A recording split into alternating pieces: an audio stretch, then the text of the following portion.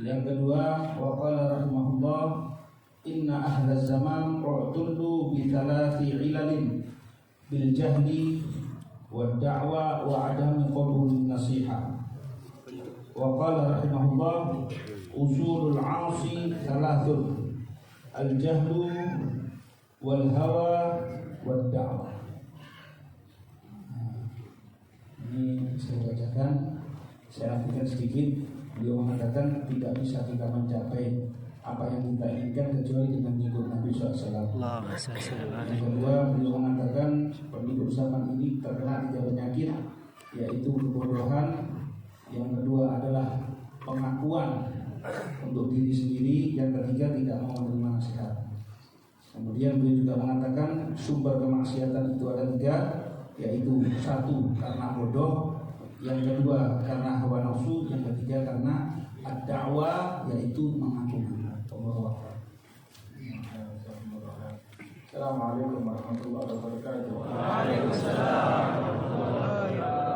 Alhamdulillah wassalatu wassalamu ala sayyidina Rasulillah Sayyidina Muhammad bin Abdullah wa ala alihi wa sahbihi wa mawala. Amma ba'd, kita bersyukur kepada Allah Ta'ala pada malam hari ini.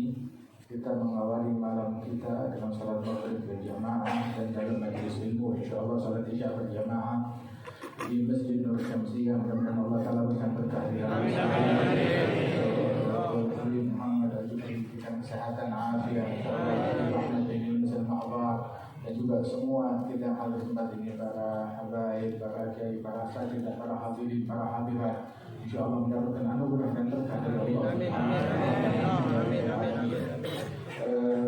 Barang siapa man wabab ala sholat berjamaah, orang kalau merutinkan sholat berjamaah, faqad mala'a bahran wa barran bil khair.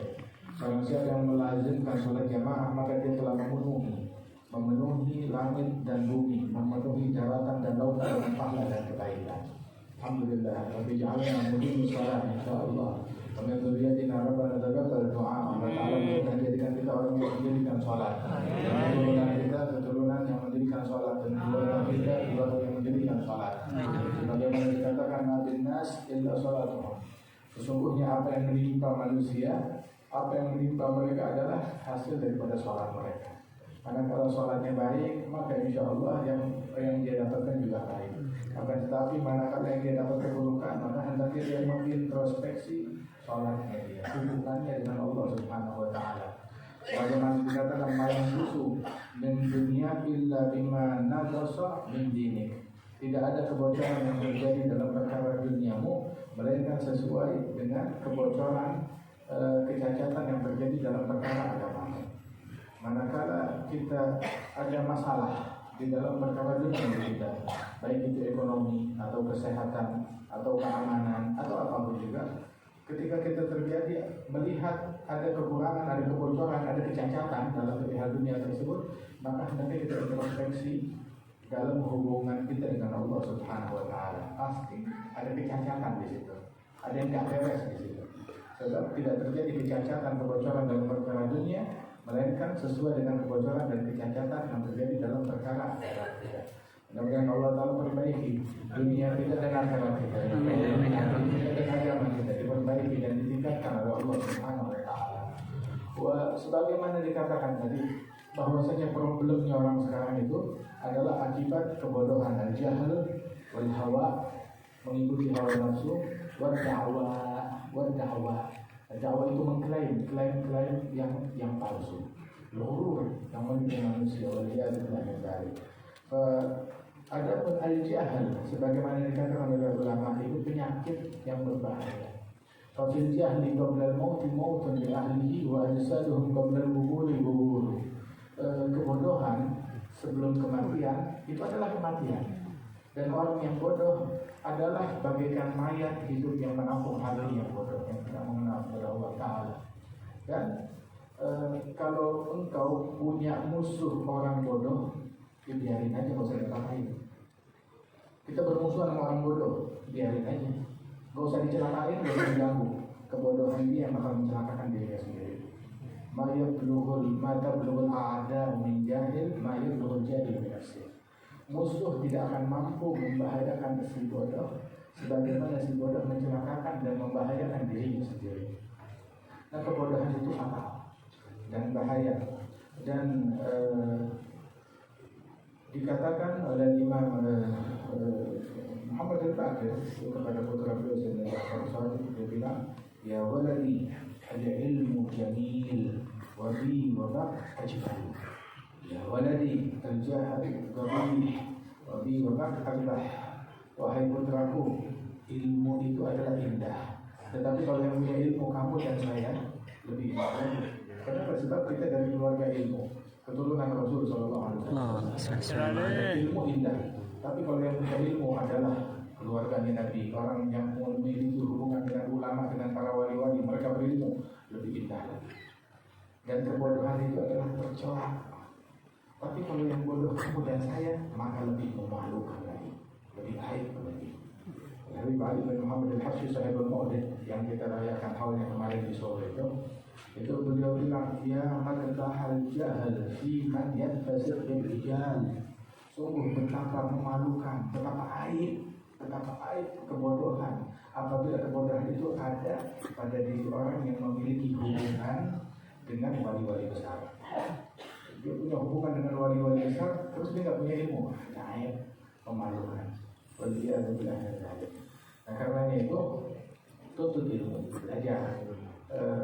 Rasul Sallallahu Alaihi Wasallam keluarga beliau, Sayyidina Ali bin Abi Thalib, Nabi bilang, anak Madinatul Ilm, wa Aliyun, aku kotanya ilmu. Pintu daripada kota ilmu, Ali bin Abi Thalib. Kata Rasul Sallallahu Alaihi Wasallam. Sayyidina Ali ditanya, hal khusustum ya ahlul bait bi syai' min dunina? Wahai para ahlul bait, apakah kalian diistimewakan dengan sesuatu yang kita tidak punya? Maka Sayyidina Ali bin Abi Thalib beliau bilang, lah, illa fahmun utiya ahaduna fi kitabillah. Tidak ada sebuah keistimewaan yang kita punya yang kalian tidak punya kecuali satu hal, kata Sayyidina Ali bin Abi Thalib. Apa? Pemahaman yang Allah Ta'ala berikan kepada salah seorang kita tentang Al-Quran. Syekh Nabi Umar bilang, pemahaman tentang Al-Quran yang tidak dimiliki oleh orang lain ada kullu syai', segala-galanya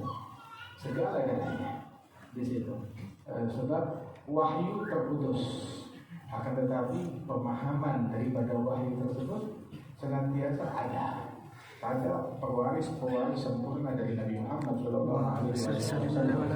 Tanazzuluhu 'ala al-ulama'i bakin ladaihim wa huwa munqati'un nuzuli, kata Habib Ali al-Habsyi. Pemahaman daripada Al-Quran tersebut senantiasa ada di benak para ulama.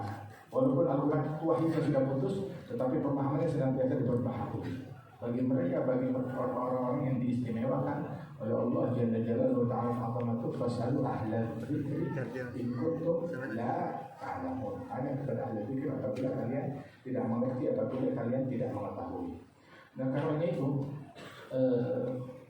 Imam Al-Haddad ketika menyebut tentang keluarga Rasulullah, beliau bilang, "Fahawal katsirul thayyibul mad'u lahum min jaddihim hina zafar ala ta'in." Mereka adalah orang-orang mulia yang banyak dan luhur. Al-katsirul thayyib. Mereka keturunan jumlah mereka banyak dan mereka mulia. Al-katsirul thayyib. Al-mad'u lahum, yang didoakan. Dari siapa? Doa mereka dapat menjadi dari Nabi Muhammad. Dan doa dari Nabi Muhammad. Waktu pernikahan Sayyidina Ali dengan Siti Fatimah, Nabi bilang, Allahumma akhrij minhuma al-katsirul thayyib. Ya Allah, lahirkan dari keduanya keturunan yang baik dan banyak. Dan lahirlah keturunan yang baik dan banyak, termasuk di antaranya yang ada di negeri kita ini para wali songo. Para wali songo yang merupakan keturunan Rasulullah, dari Imam Abdul Malik bin Alwi al-Jali, bin Muhammad Sahib Burbat, bin Ali Khalil Agasan, bin Alawi, bin Muhammad Mawla Soma'ah, bin Alawi, bin Ubaidillah, bin Ahmad al-Muhajir, bin Isa, bin Muhammad al-Najib, bin Ali al-Uraydi, bin Ja'far Sadiq, bin Muhammad al-Baqir, bin Ali Zain al-Abidin, Ibn al-Husayn, bin Ali bin Abu Talib, wa bin Fatimah binti Nabi Muhammad yang merupakan keturunan Nabi Muhammad, para wali songo tersebut. Begitu juga Imam Al-Habib Muhammad bin Idris, Ali bin Muhammad Al-Hafiz, Al-Habib Abi Bakar, yang bumi Indonesia ini dipenuhi dengan mereka orang-orang yang mulia. Humul katsirun, mereka banyak dan mulia. Dan alhamdulillah negeri kita kebagian banyak dari mereka. Kebagian banyak dari mereka para wali-wali. Masuk kemanapun, mulai dari Aceh sampai ke Papua. Gak sunyi dari makam para wali-wali keturunan Nabi Muhammad. Sallallahu alaihi wasallam. Ini doa dari Nabi Muhammad yang dikabulkan oleh Allah Taala. Mereka itu disifatkan oleh Imam Al-Haddad Baitun Nubuwah wal Nubuwah wal Huda. Rumah mereka rumah kenabian, rumah kecerdasan, rumah hidayat, wal ilm, rumahnya ilmu fil madhi wa fil mutawaqqi'in. Rumahnya ilmu di masa lalu dan di masa sekarang. Di masa lalu dan di masa sekarang. Subhanallah. Alhamdulillah, di antara nikmat yang Allah Ta'ala berikan kepada kita kenal kepada ulama yang dia dan ayahnya dan kakeknya silsilah keilmuan sekaligus masa sampai ke Nabi Muhammad. Seperti Syekh Al-Habib Umar bin Muhammad bin Salim bin Hafid. Beliau ini ulama besar, ayahnya ulama besar pada zamannya, kakeknya ulama besar pada zamannya, datuknya ulama besar pada zaman terus sampai ke Nabi Muhammad. Minhum Syekhana wa Syekhu Masyayikh Al-Habib Abdul Qadir bin Ahmad bin Abdul Rahman bin Ali As-Sukar. Itu beliau wali besar, ulama besar, berguru kepada ayahnya juga wali besar dan ulama besar dan pemimpin wali-wali di zamannya.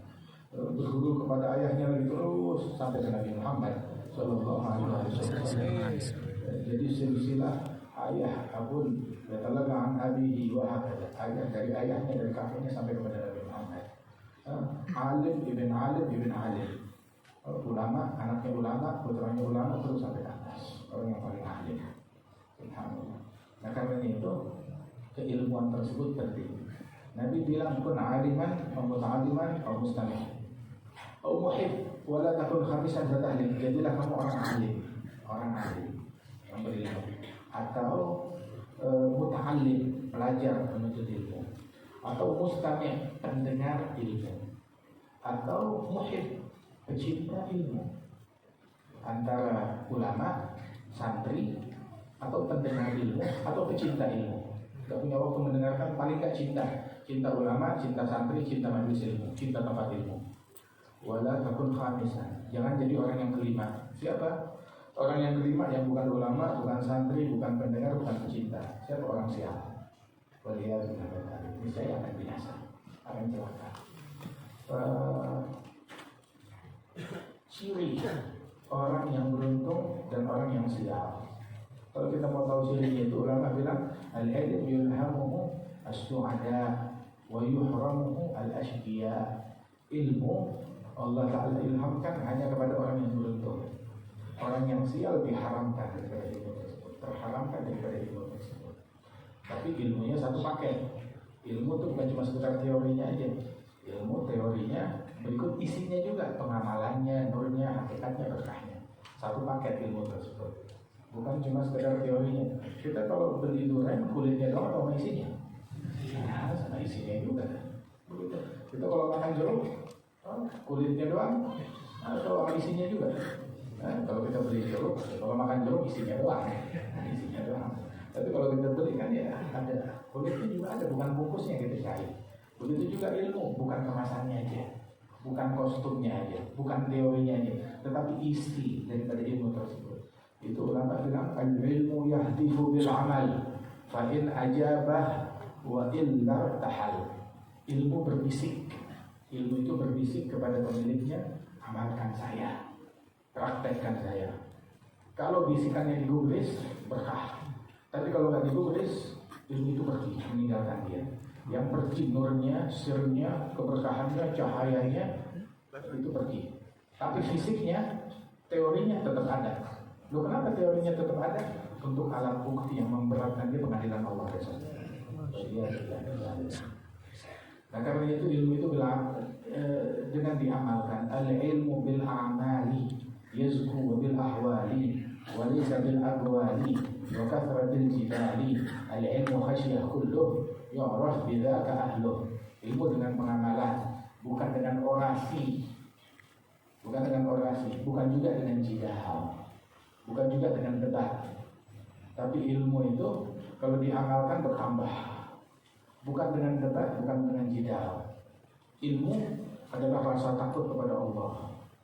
Orang yang punya ilmu adalah orang yang takut kepada Allah Ta'ala. Kalau dia nggak punya takut, berarti dia nggak punya ilmu.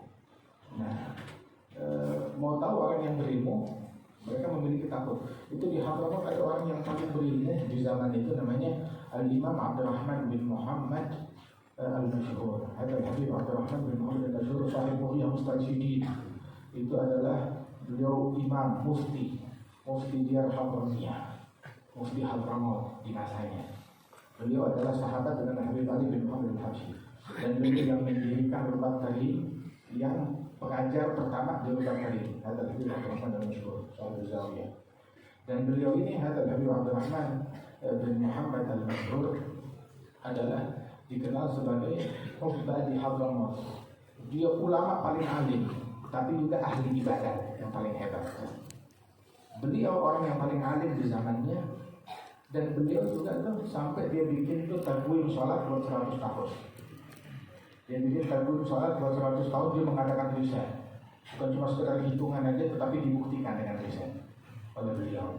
Sampai itu 1 tahun lebih, 2 tahun tuh beliau berada di puncak-puncak gunung untuk meneliti tentang masuknya waktu sholat. Dia bikin tadwin waktu sholat untuk 100 tahun dia buat. Ada Habib Abdurrahman Al-Masyhur radhiyallahu anhu, itu beliau tidaklah masuk waktu sholat melainkan dia sudah ada di masjid.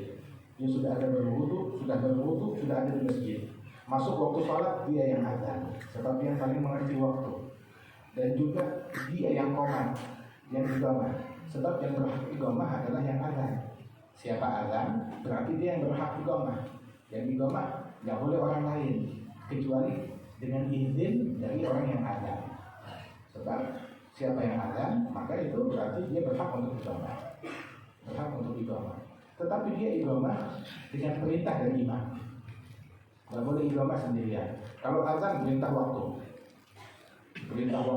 Jadi muadzin amin, wal imam dhamin, kata Rasulullah.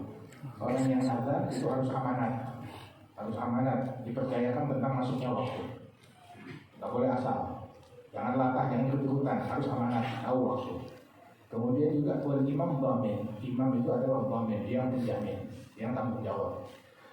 Azan perintah waktu, tetapi iqamah, walaupun yang berhak iqamah adalah orang yang azan, tetapi itu adalah perintah dari imam. Imam yang menentukan kapan dia iqamah. Kemudian juga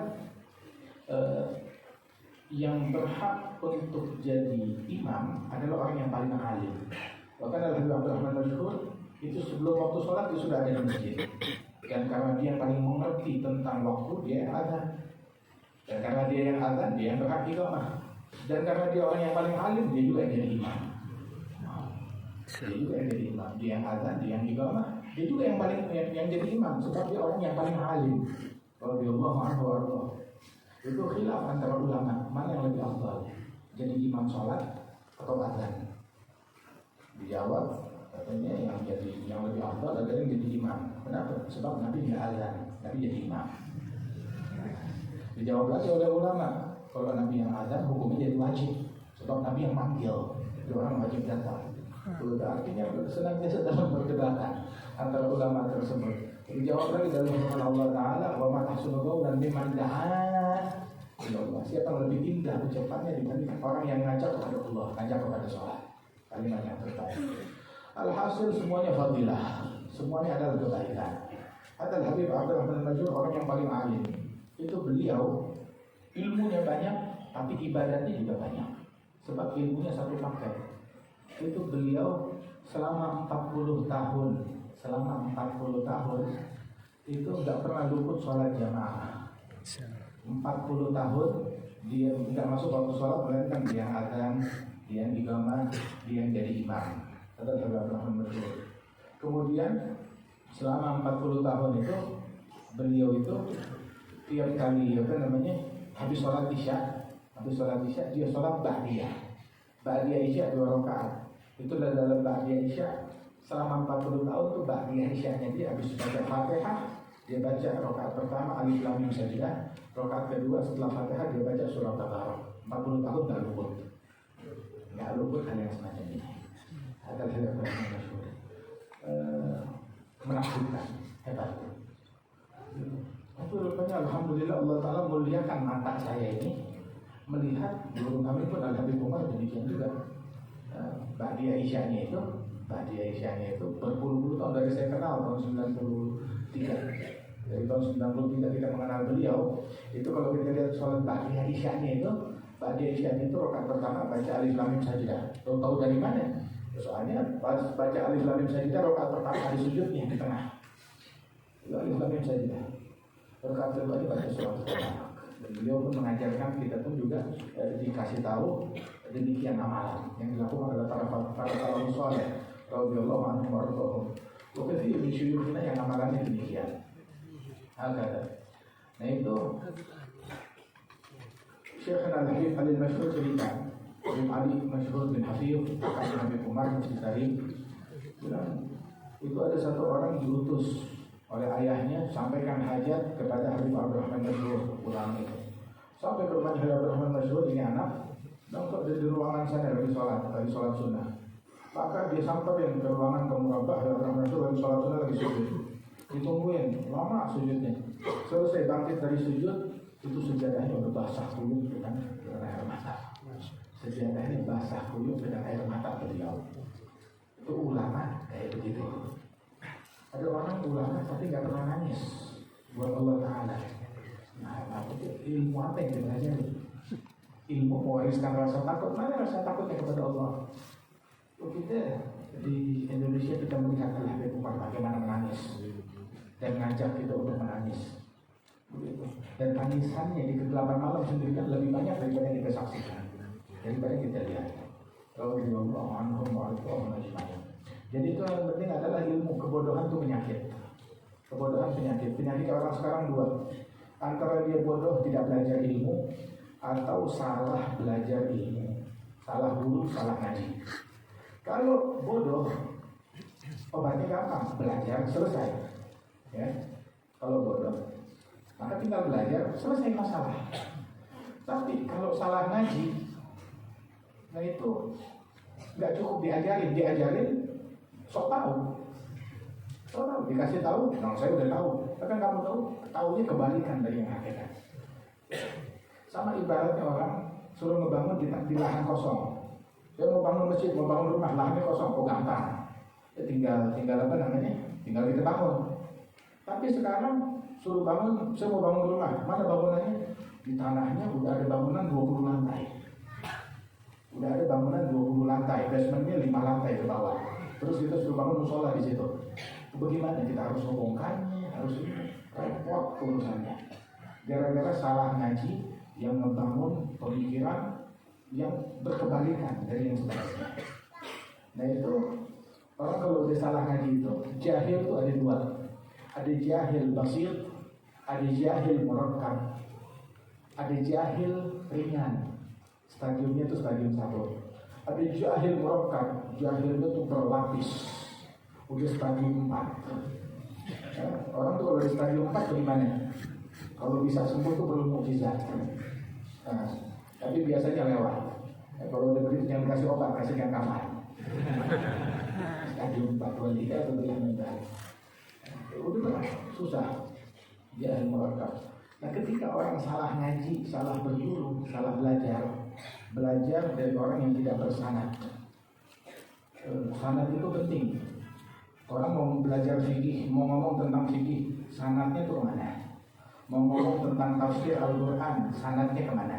Sebab man takallama fil Quran bi ghairi ilm atau bi ra'yihi falyatabawwa maq'adahu minan nar. Yang berbicara tentang Al-Quran menurut pendapatnya pribadi atau tanpa didasari ilmu, siap dengan singgasananya di neraka. Mau bicara tentang hadis, mana sanad pemahamannya tentang hadis tersebut? Sebab sanad bukan cuma sanad fil nusus, tetapi fil fahmi nusus. Sanad bukan cuma di dalam nas daripada hadis, tetapi juga di dalam pemahaman yang bersanad. Pemahamannya itu juga bersanad. Kalau pemahamannya nggak bersanad, Ya, itu tadi kayak pemahaman Al-Quran, siap dengan singgasana yang dia bicarakan. Gak bisa kita bicara tentang ilmu. Menurut saya rasa, kalau nggak salah sih, kayaknya, nah ini kaitan begini salah keliru. Dan ini adalah penipuan kepada umat. Itu nggak pakai, menurut saya Ali bin Abi Thalib bilang, "Laukana ad-din bil-ra'i, lakan masjidul khufain min asfali." Kalau agama itu pakai pendapat menurut saya, maka itu urusan masjidul khufain, ada di situ ada masjidul khufain, itu niscaya masjidul khufain akan dari bagian bawah telapak kaki, bukan dari bagian atas. Sebab orang kalau jalan yang kotor yang bawah kan, bukan yang atasnya. Wahakala. Intinya itu nggak bisa agama pakai menurut saya, pendapat saya rasa, kalau nggak salah ada haram. Wala taqulu lima tasifu alsinatukum al-kadhiba hadza halal wa hadza haram litaftaru 'ala Allahi kadhib. Nggak bisa pakai hawa. Agama itu nggak bisa pakai hawa nafsu. Nggak bisa pakai kemauan atau pendapat pribadi. Nggak bisa. Nah begitu juga seseorang itu mau belajar, mau bicara tentang hadis, sanadnya mana? Tentang tafsir, sanadnya mana? Mau bicara tentang sejarah, tentang tarikh, sanadnya mana? Kamu belajar dari siapa? Mau bicara tentang nasab, oke, kamu ngaji nasab sama siapa? Gurunya siapa? Ustadznya siapa? Udah dari buku, gurunya siapa? Siapa yang ngajarin? Pemahaman kamu itu sumbernya dari mana? Sebab itu ilmu juga ada guru-gurunya. Syekh Al-Habib masyhur, dia ngajar fikih, dia ngajar nahwu, dan beliau pun juga mengajarkan ilmu falak dan mengajarkan kita ilmu nasab. Ada santri-santri yang belajar khusus ilmu nasab kepada beliau, dan itu termasuk hal yang langka. Yang belajar itu orang-orang itu sesuatu yang langka. Begitu jarang orang yang belajar dalam hal itu. Mau bicara oke, kamu ngajinya sama siapa? Bergurunya sama siapa? Man kana syekhu kitabuh fakhotahu akthar min sawabih. Barang siapa yang gurunya adalah kitab, banyakkan salahnya daripada bebannya. Itu ada satu orang baca hadis, lishoimi farhatan, buat orang yang puasa dua kegembiraan. Tapi karena dia ngajinya nggak pakai guru, langsung dari kitab, akhirnya dia bilang lishoimi farhatan. Orang yang puasa, bagi orang yang puasa 2 ekor ayam. Seekor ayam saat berbuka, seekor ayam saat menghadap kepada Allah Taala. Jadi tiap buka puasa ayam. Kenapa? Hadis Nabi Muhammad. Di mana ada di kitab? Mana kitabnya? Ini hadis Bukhari. Dibuka. Riyadhus Shalihin, Lisholimi farkhatan. Mestinya nggak ada titiknya. Kadang ini bukan titik, rupanya ada tai lalat yang ini. Farhatan, 2 kegembiraan, bukan farhatan, bukan. Wahakala. Makanya,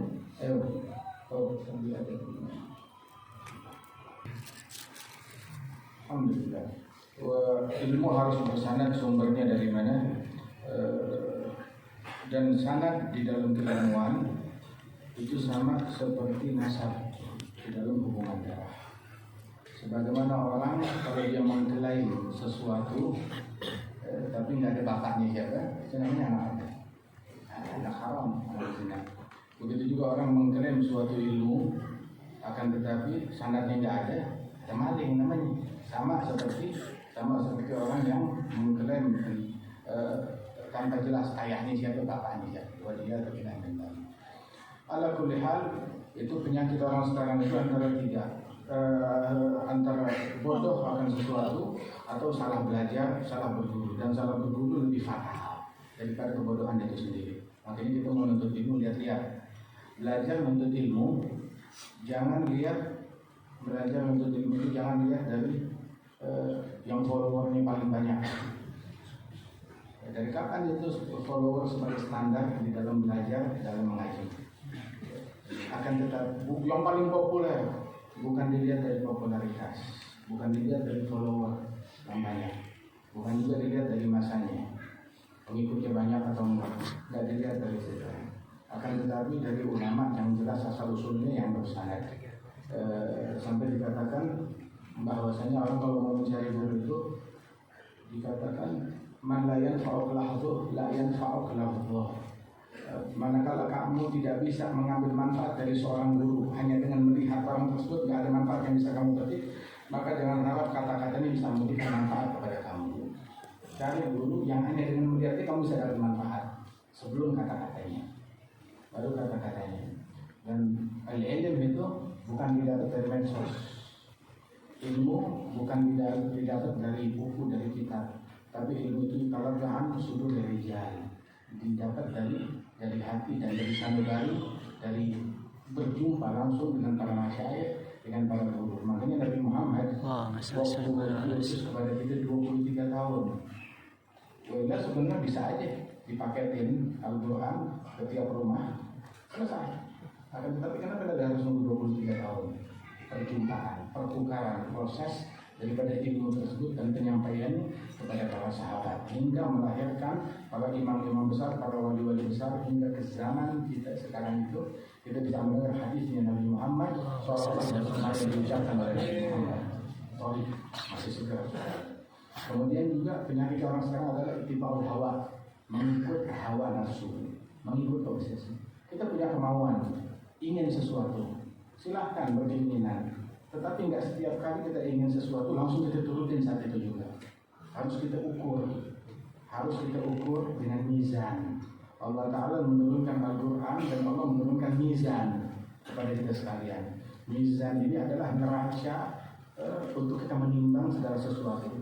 Pengen sesuatu, ditimbang dulu, pantas atau nggak pantas, layak atau nggak layak. Ditimbang, diukur. Sebab kita bukan menyembah obsesi, tapi kita menyembah kepada Allah Ta'ala. Kalau obsesi kita nurut kepada Allah, ikut kepada Rasul, alhamdulillah. Tapi kalau enggak, buang obsesi kita. La yu'minu 'abdun hatta yakuna hawa taba' lima jitu bih. Enggak beriman seorang hamba hingga obsesi dia, kemauan dia ikut kepada apa yang dibawa oleh Nabi Muhammad. Tinggalin apa yang kita mau menuju apa yang diinginkan oleh Nabi Muhammad, apa yang disukai oleh Nabi Muhammad SAW. Disebutkan oleh Habib Al-Habsyi, wahfazil qalba an yulimma bi syaitan wal nafs wal hawa wa ta'ila. Ini 4 musuh kita. Jaga hati kita dari 4 hal. Ihfazil qalba an yulimma bi syaitan. Jaga nafsu kita jangan sampai terpengaruh oleh syaitan, merupakan musuh kita. Wal nafs, hawa nafsu, wal hawa. Hawa itu apa? Obsesi. Ingin sesuatu. Tiap kali kita ingin, nggak harus kita turutin. Wadaniyah, dunia. Kemudian juga ngikutin hawa nafsu, obsesi diri sendiri. Itu termasuk sial. Ittiba'ul hawa ada syahwat, sial. Disebut hawa, katanya Habib Umar disebut al-hawa, li'annahu yahwi bisahibihi lan-nar. Yahwi bisahibihi lan-nar.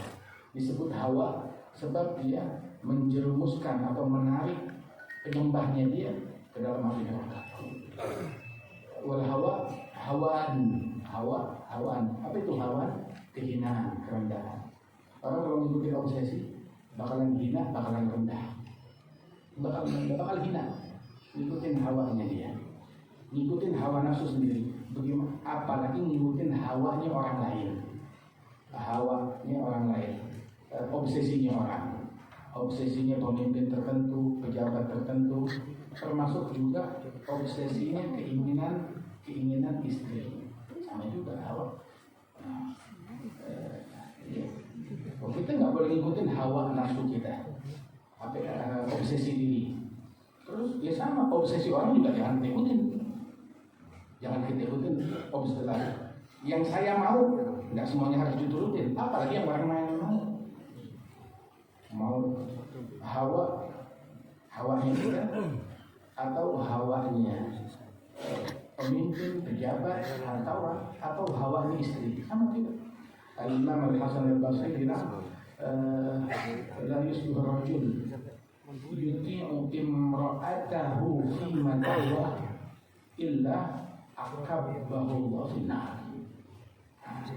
Tidaklah seseorang laki-laki menuruti apapun obsesi istrinya melainkan pasti di neraka, pasti masuk neraka. Yang bilang Al-Hasanul yang bilang dia. Jadi udah 1000 tahun lebih ini itu omongan dan sampai sekarang masih berlaku. Nah begitu juga kalau kita jangan gantungin kegembiraan kita dengan hawanya manusia. Cari ridhonya orang, cari sukanya orang. Enggak. Kita enggak harus mengakomodir apapun yang kita mau. Apalagi mengakomodir apapun yang orang mau. Tetapi terus kita harus ngikutin maunya siapa? Maunya Nabi Muhammad. Kita mau melakukan sesuatu, misalkan kita mau bikin acara, mau bikin acara khitanan, mau bikin acara kawinan, mau bikin acara syukuran, mau bikin ini dan itu, mau bikin rumah, mau bikin toko, mau bikin apa aja kegiatan yang kita mau bikin, kita pikir ini dalam acara ini Rasul sukanya saya bagaimana? Ini sekarang nih Rasul sukanya saya bersikap bagaimana? Lagi ditimpa musibah, kita harus bersikap bagaimana? Nangis, gerung-gerung, pukul muka, robek baju, jerit-jerit, apa ya? Sikap apa yang harus kita ambil? Kita lagi kena musibah. Jadi kita berpikir, hanya Rasulullah sukanya saya bersikap seperti apa? Langkah apa yang disukai oleh Nabi Muhammad untuk saya ambil? Mau lagi senang, mau lagi susah. Pikirkan hal ini. Rasul sukanya saya bagaimana? Mau tahu dari kita bagaimana? Satu, kita mengetahui apa yang disukai oleh Nabi Muhammad. Satu, dengan jalan ilmu. Dua, melalui para masyayikh. Kita harus punya marja'iyah, rujukan. Merujuknya kemana? Merujuknya kemana? Merujuklah kepada orang yang bersanad jelas sampai ke Nabi Muhammad. Saya kalau bingung maka saya nanya ini, Habib Umar tinggal angkat telepon, ngomong sama Habib Umar, ajukan kita punya masalah begini, udah selesai. Tahu rujukannya kemana? Dulu bukan itu aja, karena Habib Ahmad bin Alawi Al-Habsyi, kakaknya Habib Anis Solo, kalau bingung ada masalah, rupanya ada yang ditelepon. Siapa yang ditelepon? Ditelepon Ammi Ali bin Muhammad bin Salim bin Abi Bakar bin Abdullah bin Talib al-Abbas. Habib Ali Al-Habsyi Sayyidul Maulid, kalau ada masalah itu dia merujuknya kepada Habib Abi Bakar bin Abdullah al-Abbas. Ini cucunya Habib Ali, Habib Muhammad bin Ali bin Ali. Itu kalau dia ada masalah merujuknya kepada cucunya Habib Bakar bin Abdullah bin Talib. Syekh Al-Habib Ali Masyhur, wali besar, ulama besar. Kalau ada masalah merujuknya tahu siapa? Karena saya tuh lagi umroh, tahu-tahu dikabarin Habib Masyhur ada di sini. Enggak tahu ini Habib Masyhur enggak pernah keluar dari. Tahu-tahu ada di Jeddah. Ada apa? Rupanya lagi ada masalah, merujuk kepada Habib Abdul Qadir bin Ahmad As-Segaf. Pakai rujukan. Subhanallah.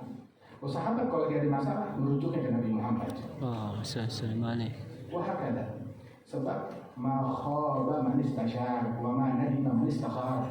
Yang istikharah, yang minta isyarat enggak bakalan kecewa. Nabi orang yang akalnya paling sempurna. Tapi Nabi selalu tuh paling banyak musyawarah kepada sahabat Nabi Muhammad. Padahal akal sejuta orang mau ditimbang dengan akal Nabi Muhammad, maka lebih pintar akalnya Nabi Muhammad. Tapi Nabi masih musyawarah dan mungkin mufakat dari musyawarah. Padahal akal beliau paling sempurna. Buat apa? Ngajarin kita musyawarah. Cuma ketika kita minta isyarat kepada orang yang pantas. Termasuk Ammi Husain, Al-Habib Husain bin Abdullah, Al-Habib Husain bin Abdullah Segaf Gresik. Kalau bingung akan satu hal, dia juga minta isyarat. Ke siapa? Minta isyaratnya kepada Al-Habib Muhammad Rasyad Al-Baiti di Jeddah. Minta isyarat ke sana. Nah kita sekarang minta isyaratnya kemana? Marja'iyahnya kita kemana? Ke siapa? Harus punya marja'iyah. Rujukannya kita ke Nabi Muhammad. Apa yang kita ketemu Nabi?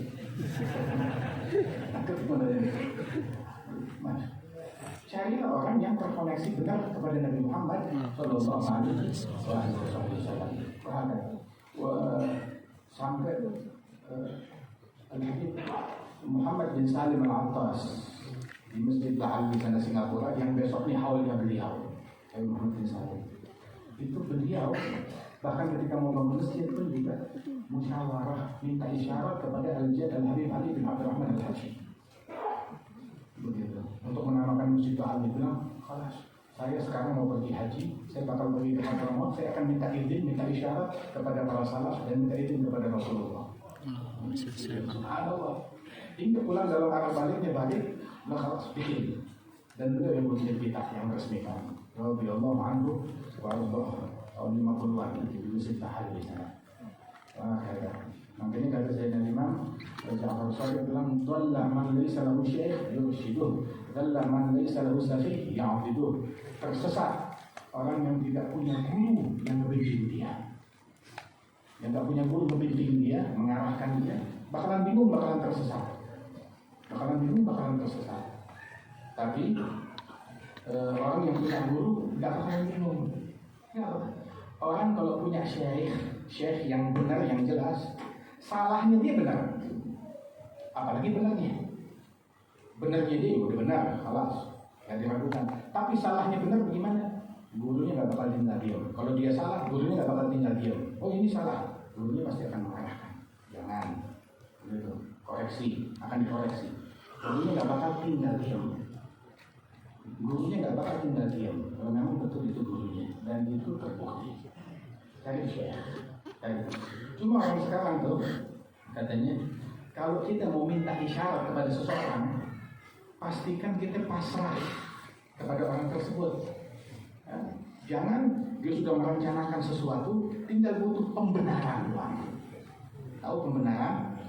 Tapi saya minta isyarat, pokoknya mesti boleh. Yang kayak begini jangan nanya, jangan minta isyarat, jangan minta isyarat. Kalau kita mau minta isyarat, mau minta rujukan, maka harus kita pasrah kepada orang yang kita mintakan rujukan tersebut. Dhalla man laysa lahu syekh yurshiduh, wa dhalla man laysa lahu safih ya'buduh. Akan hina orang yang tidak punya sufaha, yang apa namanya? Yang sufaha, yang membackup dia. Perlu syekh untuk membimbing. Tapi juga kita dalam hidup kadang berhadapan sama orang jahil, hobinya caci maki, hobinya berdebat. Orang adil nggak bisa berdebat sama orang jahil. Kata Imam Syafi'i, saya kalau debat sama ulama, 1000 ulama, udah pasti kalah. Ulama tersebut bisa saya kalahkan, saya bisa beri argumentasi yang membuat mereka tunduk, nyerah kepada argumentasi saya. Kalau debat sama ulama. Tapi kalau saya didebat sama orang jahil, ya saya kalah. Lebih nyaring dia, melotot, pakai gebrak meja segala. Ya udah deh, begitu. Saya bukan preman, gitu, menang dia. Nah orang jahil, orang berakal jangan debat sama orang jahil. Orang jahil harus debatnya tuh sama orang jahil dari ahli hak. Ada ahli batil tuh ada sufahanya. Nah itu ahli hak juga ada sufaha, ada orang jahilnya juga. Nah, begitu. Ini cocoknya nih sama orang ngawurnya kita. Begitu. Oh, kita juga punya jamaah yang ngawur. Nah orang ngawur ketemu orang ngawur. Preman ketemu preman. Dan kayak begitu. Jangan habis adil jahilin. Jangan pakai adu argumentasi yang orang jahil. Nabi diwasiatkan oleh Allah Ta'ala, a'rid 'anil jahilin, berpaling dari orang-orang jahil. Maka syariat Nabi Muhammad enggak untuk mengakomodir hawa nafsunya kita. Jadi jangan paksakan, mengkondisikan syariat untuk mengakomodir hawa kita. Bikin hawa kita ikut syariat. Bukan kita ngatur bagaimana caranya biar syariat ikut hawa nafsunya kita. Saya maunya begini, tinggal cari dalil aja udah. Dalilnya nggak ada, dicariin udah. Ada yang begitu orang, ada yang kayak begitu. Syariat nggak begitu. Tapi kita ikut syariat. Itu syariat di atas segalanya. Di atasnya presiden, di atas gubernur, di atas aturan, di atas politik, segalanya. Di atas perdagangan, dunia ikut sama syariat. bukan syariat yang disuruh ikut kepada mereka. Siapa aja mau datang, mau ikut kepada syariat, ahlan wa sahlan. Kita ngajak semua orang, semua partai, semua pemimpin, ahlan wa sahlan, siapa aja. Begitu. Tapi kita suruh mengekor kepada mereka, kelompok ini, partai ini, calon itu enggak. Kita ngajak semua orang ayo menuju kepada Allah. Dan jangan harap kita bakal ngajak orang menuju kepada mereka. Sebagaimana yang disampaikan oleh para guru-guru kita. Wah, mudah-mudahan Allah Ta'ala selamatkan kita. Termasuk kesialan itu adalah di antara tanda hari kiamat, hawa muttaba. Hawa yang diakomodir. Hawa nafsu obsesi tapi dipiara, diakomodir, diturutin. Orang punya hawa, punya keinginan, punya obsesi, silakan. Tapi nggak harus keinginannya itu disembah, diikutin. Pikir dulu pantas apa enggak. Kalau nggak pantas jangan diikutin daripada hawa nafsu tersebut. Itu hawa muttaba. Sama termasuk tanda sial itu hawa muttaba, hawa yang diikutin. Sama syuhun muta', syuh itu pelit, kikir yang diturutin. Apa bedanya syuh sama bukhul? Dua-duanya pelit. Cuma kalau bukhul pelit dengan harta milik sendiri. Kalau syuh pelit dengan harta milik orang lain. Ada orang lain mau berinfak kepada dia, jangan kasih. Begitu. Sudah begitu, kita lagi mikir ada syuh, ada pelit, tapi syuhun muta', diturutin. Dulu nggak kebayang, sekarang kebayang. Jadi dia udah pelit, sudah gitu diturutin sama orang lain. Jangan kasih dia, jangan berinfak kepada dia. Dan omongan ini diturutin lagi oleh orang. Boykot nafkah kepada orang, punya infak pun jangan kasih dia. Udah gitu diturutin orang-orang yang ngajarkan yang demikian. Kita mau kasih siapapun, berinfak. Sebagaimana itu yutimuna ta'ama ala hubbihi miskinan wa yatiman wa asiran, ngasih makan orang. Enggak peduli dia miskin, yatim, asir, tawanan perang, maknanya non muslim, ngasih makan pada mereka.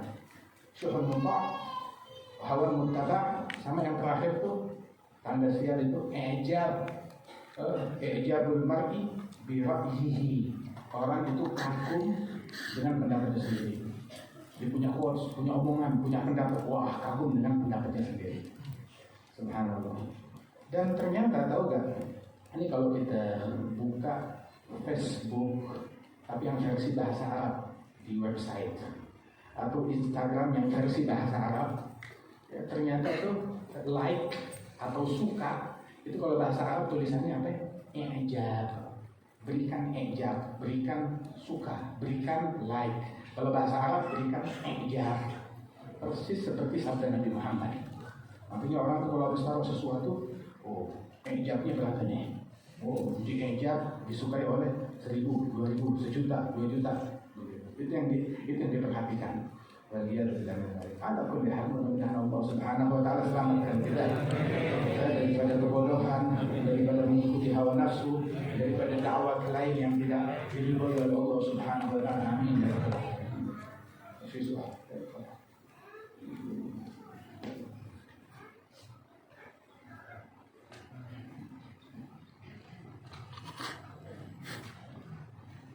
Di sini dibuka untuk pertanyaan 3 aja, ya. Dan langsung pada inti soalnya, ya.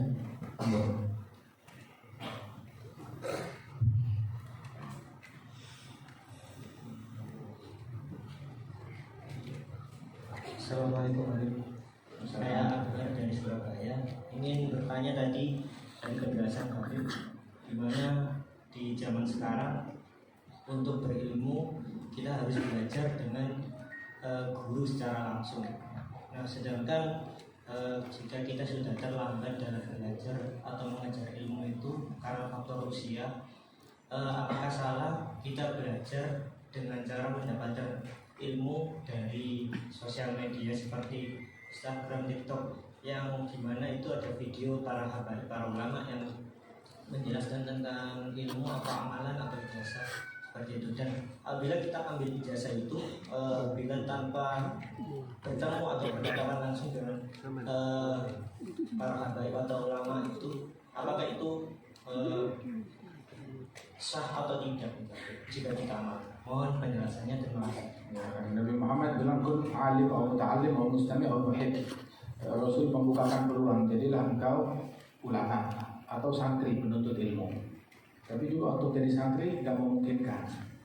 Begitu sehingga kita bisa menjadi mustami', pendengar yang mendengarkan kajian-kajian mereka. Cuma kalau kita mau dengerin orang, pastikan orang yang kita kenal. Kita kenal, kita tahu asal usulnya, sumber keilmuannya, sanadnya nyambung. Jangan lihat followernya berapa, tapi lihat syekhnya nyambung ke atas. Nah, kalau kagak itu fatal. Cari yang syekhnya nyambung. Kemudian juga apa yang kita lihat di medsos nggak bisa dijadikan dasar hukum begitu aja, kecuali sesuatu yang udah jelas, udah nyata, bukan sesuatu yang mengandung iskal, silakan. Tetapi kalau ada hal-hal tertentu itu kadang nggak bisa ditumpukan pernah pada medsos. Begitu, tanyakan hal-hal yang ini langsung kepada orangnya. Sebab medsos itu tidak bisa dijadikan sebagai suatu rujukan, suatu dasar. Kecuali orang-orang yang kita kenal betul dalam menjelaskan sesuatu yang bukan yang tidak mengandung iskal. Sebab dalam penyampaian ketemu langsung sama cuma dengar di medsos. Kadang di medsos cuma dibawain 2 menit, ceramahnya 1 jam, kajiannya 1 jam, dia cuma dibawain 3 menit doang. Begitu, padahal 3 menit mungkin nyambung sama 2 menit di awal, begitu, atau 2 menit di akhir. Begitu, di 3 menit mungkin berada diambil di bagian tengah. Makanya itu masuknya dalam kategori mustami', pendengar, muta'alim bukan muta'alim, tapi masuk dalam kategori mustami'. Alim lebih tinggi tingkatannya, muta'alim di bawahnya, mustami' itu masih di bawahnya. Kalau kita nggak bisa dapetin semuanya, maka paling nggak walaupun sebagian. Kapan kita ada kesempatan untuk ketemu secara langsung, maka hal itu jangan kita tinggalkan dalam menjalankan hal yang demikian. Ada lagi yang bertanya?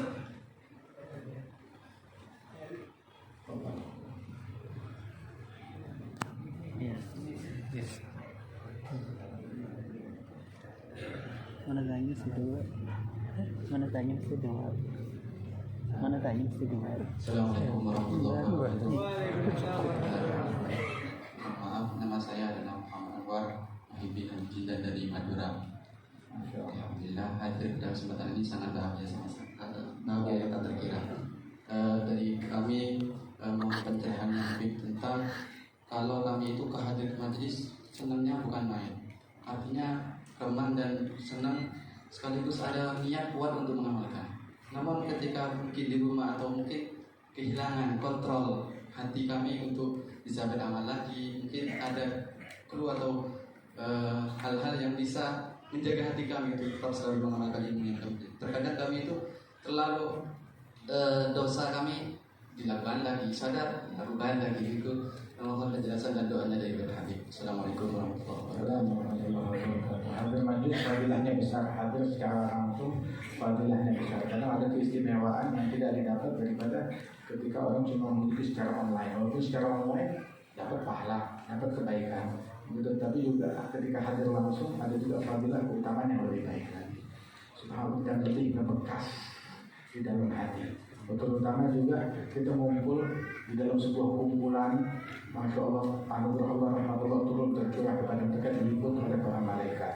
Dan kemudian ketika kita pulang ke rumah kita, Abu Bakar bilang, ya Rasulullah, kita pulang, kita hadir majlis dengan nasihat, mata nangis. Begitu, udah hati kita tergerak, begitu nyampe rumah, udah ada lagi urusannya. Berubah lagi. Baterainya habis. Saya balik bilang, ada orang hadir majlis, gitu, sampai depan pintu udah habis baterainya. Ada orang masih bisa sampai ke motor, ya. Ada orang sampai depan pintu rumahnya dia, masuk rumah udah hilang. Ada orang bertahan 1 hari 2 hari, ada orang bertahan seminggu 2 minggu. Masya Allah, tergantung dari kondisi tiap orang itu berbeda. Tapi tetap hadir, jangan putus asa untuk hadir majelis. Walaupun dia bekasnya sebentaran hilang, nggak apa-apa. Terus kita cek, ntar insya Allah makin kuat baterainya kita. Itu katanya saya tahu kepada Rasulullah, itu pulang ke rumah udah beda lagi hati kita. Nabi bilang, "Lau dumtum ala ma antum alaih, la safahatkum al malaikah." Kalau kalian bisa terus konsisten keadaan hati, sampai rumah itu keadaan hati sama seperti waktu masih di majlis bersama Nabi Muhammad. Maka niscaya itu malaikat bakal salaman sama kalian, ambil berkah dan kalian pengen salaman. Malaikat tuh pengen menjabat tangan kalian, kata Rasul Shallallahu Alaihi Wasallam. Tapi manusia memang berubah-ubah. Tugas kita berjuang. Itu kata seorang bilang, "Idza futur fil ibadah, nazar fi wajhi Muhammad bin Wasi', tazawwad bihi syahra." Kalau saya merasa kendor semangat dalam ibadah, maka saya menatap hadir majlisnya Imam Muhammad bin Wasi' untuk menatap wajah beliau. Maka dengan menatap wajah beliau bertambah semangat ibadah untuk 1 bulan. Bisa bertahan 1 bulan. Alhamdulillah, insya Allah dengan kita biasakan, kita latih, lama-lama itu daya tahan itu akan semakin kuat, semakin lama.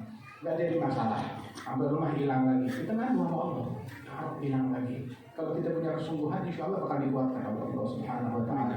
Kalau Allah lihat kesungguhan kita, tugas kita, apa yang menjadi tugas kita jalanin. Sisanya hidayat di tangan Allah. Kita berupaya untuk benar, hidayat dari Allah Subhanahu Wa Taala. Ada terakhir lagi pertanyaan.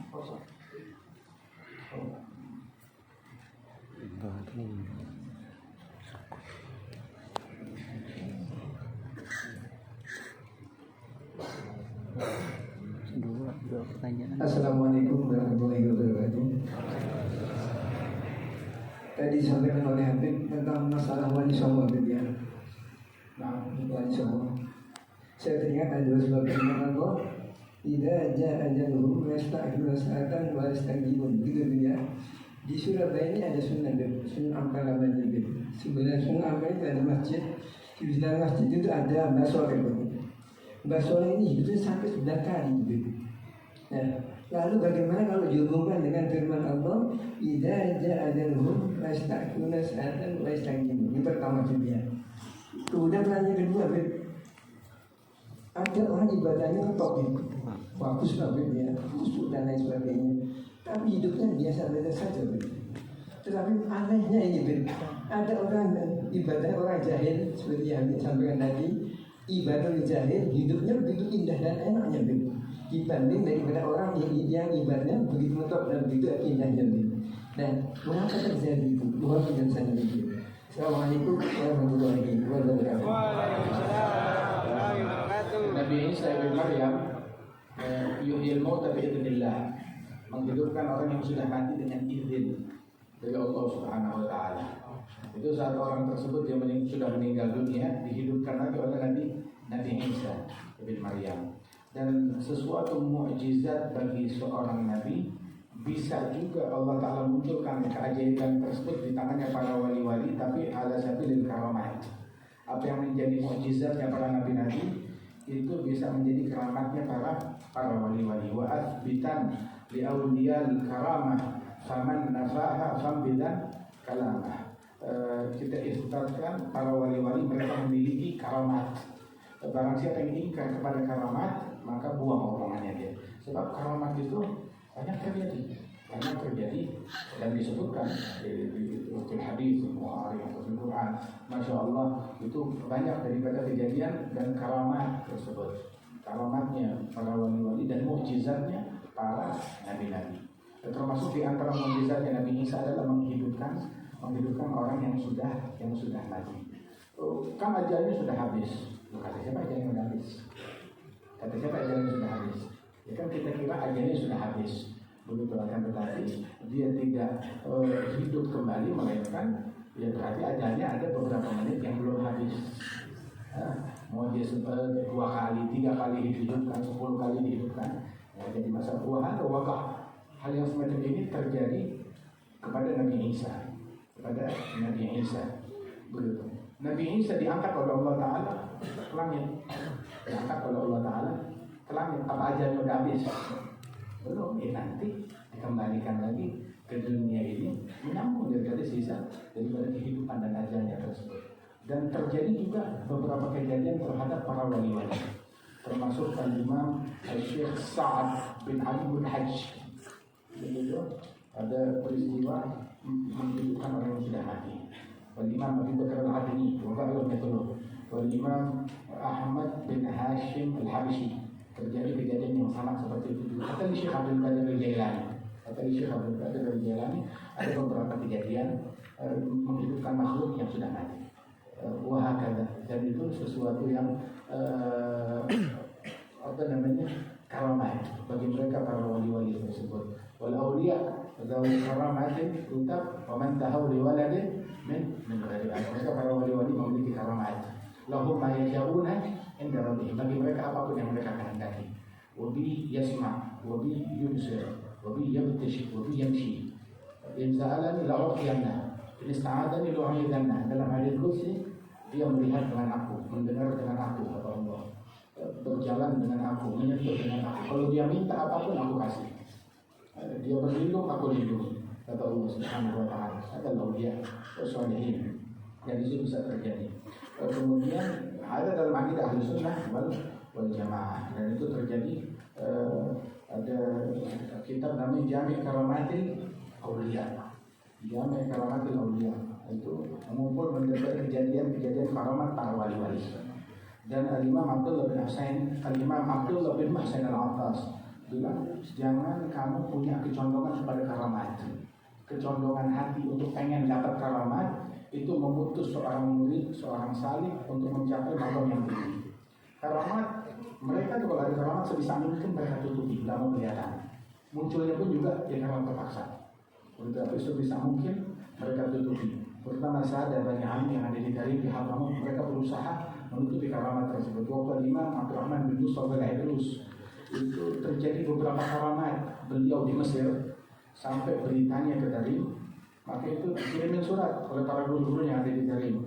Nah itu biasa karamat itu di kalangan wali-wali itu ibaratnya orang wali yang suka nunjukin karamat kayak perempuan baru haid, kayak perempuan baru datang bulan, baru menstruasi, begitu naiknya kayak begitu, masih nolak sama karamat. Tapi sebisa mungkin mereka menutup diri daripada karamat tersebut. Allah anhu warahmatullahi majma'in. Itu pertanyaan pertama. Yang kedua apa tadi pertanyaannya?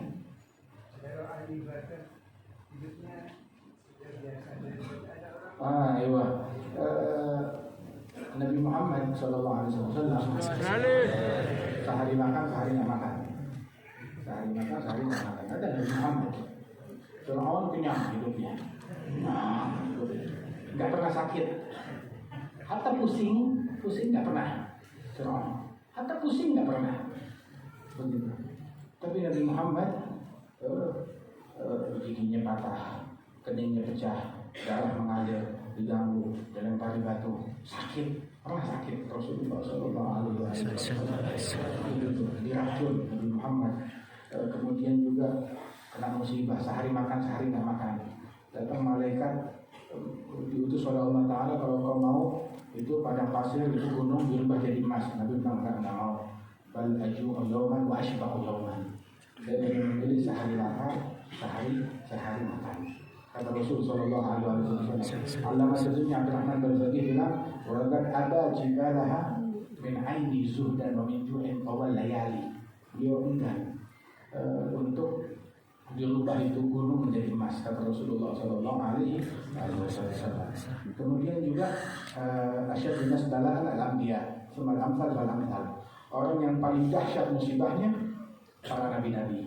Kemudian orang yang mendekati derajatnya mereka, para wali-wali. Al-amsal wal-amsal. Waktu Al-Imam Al-Haddad bilang, "Ulaika warathun nabiyyi wa rahtuhu wa uladuhu birarbi lil muta'ami." Mereka nih para keturunan Rasulullah, para pewaris Rasulullah, anak cucu Rasulullah, para wali-wali besar tersebut. Mereka adalah anak cucu Nabi Muhammad, mau diakui ataupun tidak diakui. Terus Imam Al-Haddad ketika menyebut syair itu dia bilang, "Mawarithuhum fina." Warisan mereka ada pada kami. Warisan mereka ada pada kami. Mawarithuhum fina wa fina ulumuhum. Ilmu mereka juga ada pada kami. Wa asraruhum, sirnya mereka juga ada pada kami. Falis alil mutarami. Yang mau silakan. Kita siap memberikan, tapi kalau dia datang bersidik dengan kesungguhan. Itu Kemarin di Hall Solo, ditanya Imam Abdullah bin Muhsin al-Attas, apa yang disebut mawarith? Apa yang disebut warisan mereka tuh? Apa sih warisannya mereka? Warisannya mereka apa? Ibtilaat, ujian, musibah. Nah, musibah. Ya ada ya. Warisannya mereka tuh musibah. Musibah. Sayyidina Hasan, Sayyidina Ali bin Abi Thalib, matinya tuh lagi sholat subuh dibacok. Di keningnya, di sini. Nabi bilang orang yang paling sial yang nyembelih ontaknya Nabi Soleh. Orang terdahulu yang paling sial yang motong ontaknya Nabi Soleh, menyebabkan semua satu kaum semua diadab. Generasi akhir yang paling sial kata Nabi, alladzi darabaka fi hada, yakhdab laka hada, yang memukul kamu di sini, membuat janggutmu langsung berubah jadi merah karena darah. Itu waktu beliau dibacok persis di tempat yang ditunjuk oleh jarinya Nabi Muhammad. Jadi di tangan ini di sini kata Rasulullah sallallahu alaihi wasallam. Sayyidina Ali bin Abi Thalib. Warisan yang dia dapat tahu apa? Bermula ketika dibully saat beliau tidur di kasurnya Rasulullah, pakai selimutnya Rasulullah di malam Nabi hijrah. Dan terus berlanjut sampai beliau tuh dibacok. Sayyidina Hasan bin Ali, warisannya dia itu matinya diracun. Sayyidina Husain, warisan yang dia dapat dipenggal. Sayyidina Ali Zainal Abidin, seumur hidupnya dicaci maki, dikata-katai, dibully habis-habisan. Sayyidina Ali Zainal Abidin. Wah, kalau terus mawari itu warisannya mereka tuh itu dapat musibah, dapat bencana, diganggu, dibully, dicaci, dimaki, dizalimin, begitu. Tapi nggak pernah berlalu sedetik pun dari hidup mereka yang menzalimin, atau mereka yang mencaci, atau mereka yang mengganggu. Ya, diganggu semuanya, tapi mengganggu enggak mereka lakukan. Radhiyallahu anhu wa rasul. Emang udah begitu sunnatullah. Dunia tuh katanya Nabi, jannatul kafir, apa namanya? Sijnul mu'min wa jannatul kafir, penjaranya orang beriman dan surganya orang kafir. Ada Yahudi menghadang kendaraannya Sayyidina Ali. Bilang, ya Imam, kata Yahudi tersebut, saya mau tanya, kakekmu Rasulullah bilang kalau dunia itu adalah penjaranya orang mukmin dan surganya orang kafir. Kamu mukmin, tapi keledai kamu jalannya di karpet merah. Bukan orangnya, keledainya jalan di karpet merah. Begitu. Terus orang bilang, saya jadi Yahudi nih dari lahir, kurang makan, hidup melarat, dibully sama tetangga dan lingkungan. Tentu katanya orang kafir ini surganya mereka di dunia. Ini sekarang kebalikan, apa nih hadis nggak benar? Itu Sayyidina Al-Hakim bilang, wahai Yahudi, binisbah, kalau kita mau bandingkan, ini apa yang kamu lihat nih, nikmat yang saya dapat, mau dibandingkan dengan nikmat yang Allah siapkan buat saya di akhirat, saya ini bagaikan di penjara sekarang. Dan kesusahan yang kamu dapetin dibandingkan dengan nerakanya Allah di akhirat yang nunggu kamu, maka kamu sekarang di surga. Kalau membandingkan itu, jangan betul ucapanmu langsung dimasuk Islam. Masya Allah, langsung dimasuk Islam. Memang begitu ujian dari Allah Subhanahu Wa Taala. Makanya kalau kita diuji oleh Allah Subhanahu Wa Taala, atau kita menyangka kita beriman gak bakalan diuji, pasti diuji oleh Allah Subhanahu Wa Taala, pasti diuji. Cuma kita jangan kecil hati dari ujian. Idza tatulu iqamatun min haditsin kanat mubasyiratan bitulil muntazar. Ketika masalah, problem, bencana kok lama banget, lamanya durasi musibah mengandung pesan yang tersirat di dalamnya, bahwasanya solusi ketika datang, solusi nikmat ketika datang kelak, durasinya jauh lebih lama daripada durasi musibah. Makin dahsyat, bencana makin dahsyat. Idzal hawaditsu azlamat wa tanakkarat fasbur. Iyyaka taharuka wal hadath. Inna nawaiba kas-sahabi tanjali fi sur'atin wa wujuduha lil khabar. Ketika bencana makin gelap gulita, makin merumput, makin kusut, tetap sakinah, tetap kalem, tetap berpegang teguh dengan adab, dengan sunnah, dengan akhlaknya Nabi Muhammad. Jangan melakukan aksi-aksi dan gerakan-gerakan yang membuat kita keluar dari jalur yang diajarkan oleh guru kita dan sahabat kita. Sebab an-nawaib, bencana, bagaikan awan yang gelap. Ini awan gelap gulita selamanya. Tunggu sejam, 2 jam, sehari, 2 hari, 3 hari, seminggu, bakal hilang, datang matahari. Ini semuanya kekuasaan daripada Nubuwah Adidaya selamanya. Dulu ribuan tahun yang lalu kekuasaan Fir'aun, Bani Israel bilang kayaknya nggak masuk akal, kita bisa lolos dari rezimnya Fir'aun. Nah, tetapi buat Allah Ta'ala mudah. Dalam sesaat ditenggelamkan oleh Allah Ta'ala, selesai daripada rezim tersebut. Nabi Nuh di masanya beliau kayaknya susah banget untuk memurnikan bumi. Gampang buat Allah Ta'ala. Diapain? Bumi di flash. Sama kayak kloset tuh, pencet tombolnya di flash, habis ganti air. Mudah bagi Allah Subhanahu Wa Ta'ala. Kaumnya Nabi Lut, berarti mereka matahari, habis selesai. Namrud yang berkuasa, hancurnya oleh lalat habis. Abraha dengan tentara filnya, itu Sayyidina Abdul Muttalib datang kepada Abraha. Abraha melihat wajahnya Abdul Muttalib sungkan, takut, murah wajahnya Abdul Muttalib. Sebab ini pasukannya udah mengambil, dia mau menyerang Makkah. Abdul Muttalib datang, bilang, apa yang kamu perlukan? Siap, saya dengarkan. Abdul Muttalib bilang, saya nggak minta apa-apa, saya cuma minta kambing saya yang diambil sama pasukan kamu balikin. Abraham bilang, ya, saya kira dia mau minta saya mengurungkan niat menghancurkan Ka'bah. Nggak taunya dia cuma minta balikin kambingnya. Tadi ini berwibawa depan mata saya, tapi sekarang turun derajatnya. Kambing, semangatku kambing. Kambing punya saya, begitu. Saya akan melindungi yang milik saya. Adapun Ka'bah bukan punya saya, punya Allah. Urusanmu sama Allah.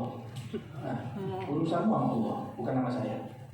Begitu. Allah yang bakal menjaga rumahnya, urusan sama Allah Ta'ala. Subhanallah. Habis. Begitu segajah-gajahnya. Cuma tinggal nama doang, amal dulu, tahu saja. Nazi, itulah dengan segala mana ini? Apa dulu mungkin orang bisa lolos dari Hitler. Habis. Jepang yang berkuasa, sampai semua negara takut. Habis. Sudah. Soviet habis. Sekarang udah berubah ke Rusia. Yang udah tuh udah habis. Tinggal yang bersisa berapa? Berapa yang bersisa? 1, 2, 3, 2000 generasi udah habis. 2000 suku bangsa udah habis. Tinggal sisa berapa? 3. Gampang buat Allah Ta'ala. Cuma kalau itu terjadi, Allah bakal lihat apa yang akan kita lakukan. Dan kalau kita pantas ditolong atau enggak. Itu masalahnya. Jadilah kita pantaskan diri kita untuk ditolong oleh Allah Subhanahu Wa Ta'ala. Itu kufar yang terdahulu dibinasakan, tinggal yang yang jumawa yang depan mata. Bumi berputar, khidmat kepada Allah dan takdir dari Allah Ta'ala. Begitu. Hingga kelak sampai kepada suatu titik, suatu masa, begitu ketika ini harus di flash. Allah Subhanahu Wa Ta'ala. Yang penting saat itu dibinasakan, jangan sampai kita ikut dibinasakan. Jangan sampai kita menjadi penyebab lambatnya datangnya pertolongan dari Allah Subhanahu Wa Ta'ala gara-gara kelakuan kita dalam tidak mendidik keluarga, tidak mendidik anak, tidak mendidik istri kita, tidak mendidik anak-anak kita, kita kurang perhatian dengan sholat dan lain sebagainya. Mudah-mudahan Allah Ta'ala berikan pertolongan kepada Islam dimanapun mereka berada, di Palestina dan di seluruh dunia, ditolong diselamatkan oleh Allah Ta'ala. Allah Ta'ala berikan hidayah kepada semua, selamatkan kita dari kezaliman. Allah Ta'ala jadikan